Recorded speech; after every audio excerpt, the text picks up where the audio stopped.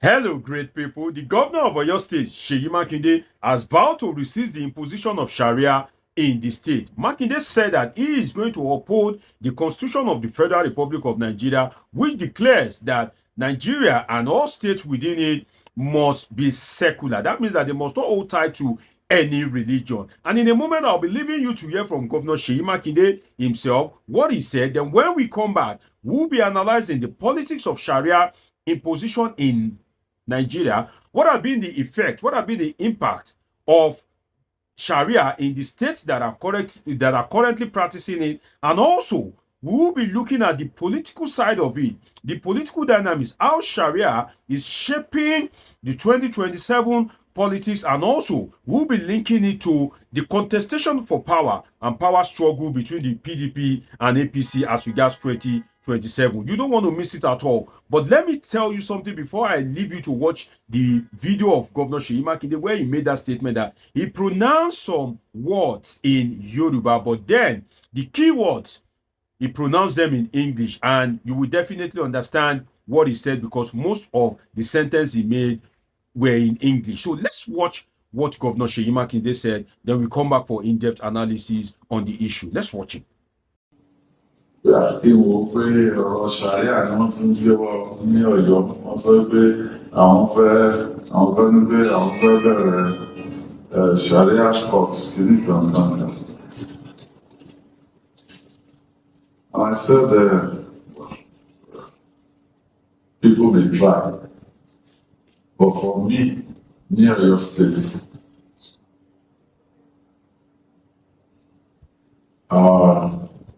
laws as a constitution of Nigeria is what I swore to uphold. And if they are within the law, fine. But if they are not, they should expect that I will insist. There you have it. You just hear from Governor Seyi Makinde, the governor of Oyo State. First thing we need to look at is Sharia.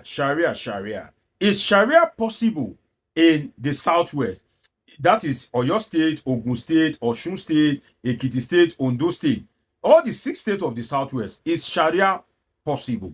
Well, I would say it's not possible, but it will be a very difficult task based on family reasons and economic reasons. Let me start with family reasons. You see, the Southwest, they are what I can call liberal Muslims.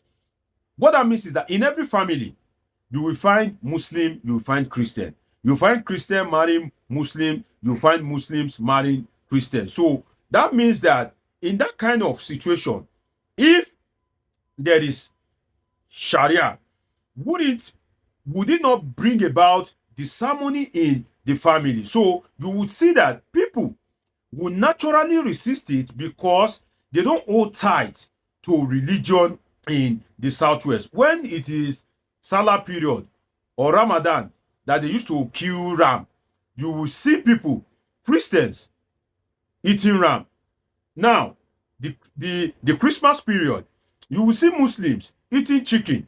So that religious extremism, that religious fundamentalism has no strong root in the Southwest. And before you can impose Sharia, it will be that means that majority of the people must buy into it. And because of that family, for instance, you that you are watching me, if you are from the Southwest, if you are a Yoruba person, you would agree with me that in your family, they are Christians and they are Muslim. Maybe your brother or your sister. In fact, I know families that one of them will just decide that he wants to be the opposite religion or the other religion. All the family may be Christian. One will just say he wants to be Muslim and he'll be Muslim.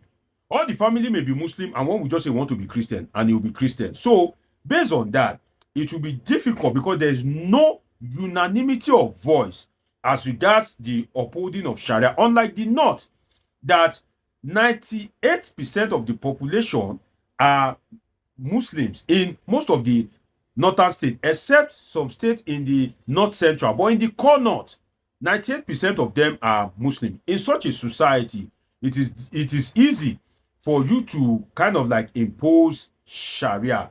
there, then it is easy for you to kind of like label the Muslims that are against Sharia, to label them as bad people or half-baked Muslim.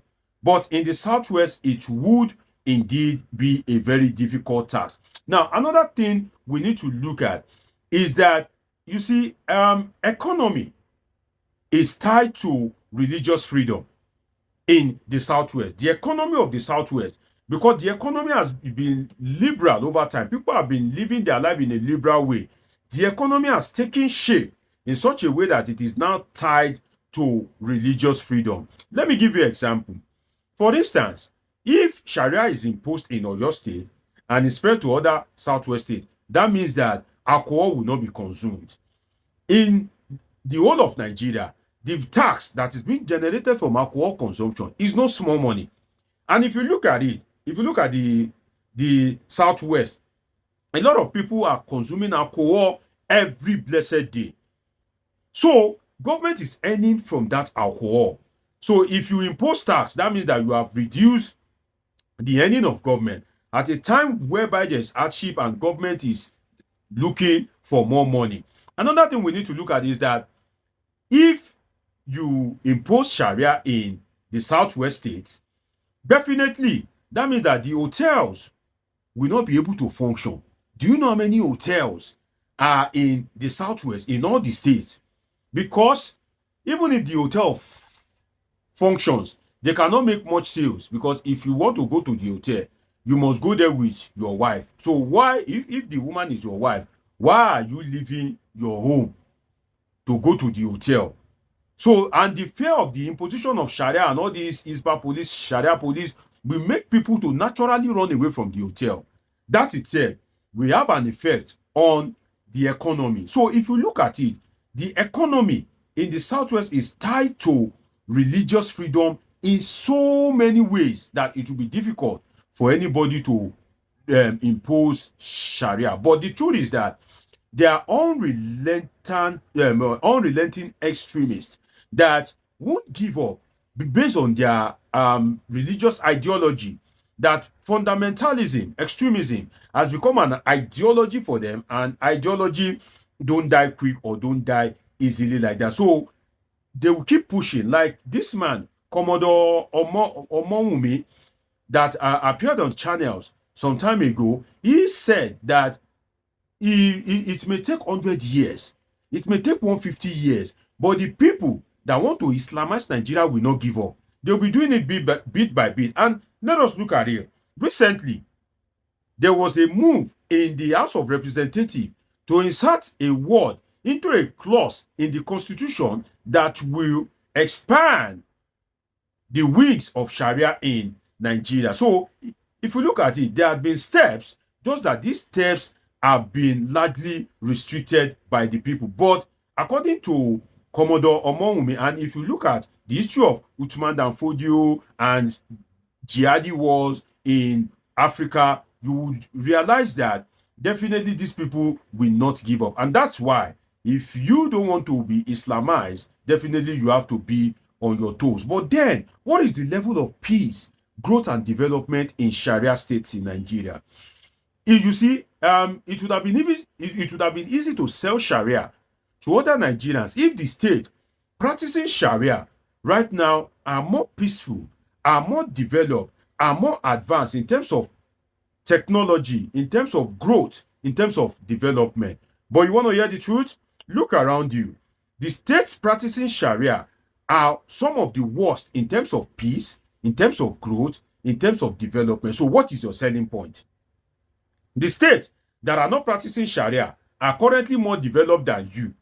You that you are practicing Sharia, you are not at peace. You know, there's either Boko Haram, bandits, murder assessment, different kind of social vices. So what is now the selling point of the Sharia that you are seeking to entrench across other states in Nigeria? And let us look at it from the international perspective. Even Saudi Arabia, the home of Islam, they are relaxing their strong Islamic policies to pave way for development. Same also for UAE, United Arab Emirates. They are relaxing their strong Islamist tendencies to pave way for development. And if you look at it, Nigeria's version of Islam is totally different.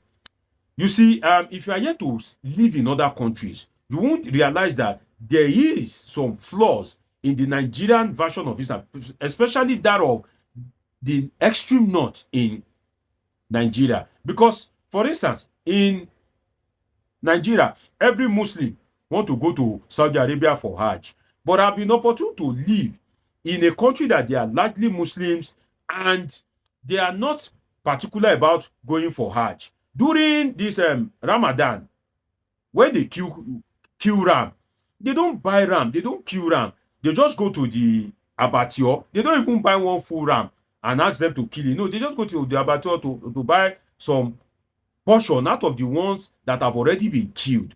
So if you look at it, the Nigerian version of Islam, and in these countries, they live well with other people. They live well with Christians. They live well with Buddhists, Hindus. But in Nigeria, despite the fact that this religion, both Christianity and Islam, are imported into Nigeria, there's no religious peace and harmony. That sends a strong signal. But the thing is that it will be difficult, like I said, in the South, because the religious seriousness, it is people are not really serious in terms of religion like that in the Southwest. And that's why the core north usually view the Muslims in the Southwest as, like should I say incomplete Muslims or pirated Muslims. They don't see them as real Muslim in the true sense of it. Now, you see, you are free to practice Sharia. You can practice it personally or in your family, in the sense that Sharia, if Sharia says thou shalt not steal, you can decide not to steal. So you can practice it personally or within your family, but don't seek to impose that which you believe in on others when your finger is even telling you something. It's even passing a very important information to you, that if your fingers are not equal, then they don't expect that everybody around you will be equal to you in terms of religious orientation and development, education, name it. So the answer to those seeking to impose Sharia in a secular state lies in their 5 fingers, which is not equal. So for me, I think they should take it easy, because you can imagine being arrested for eating in public in Ibadan during fasting period.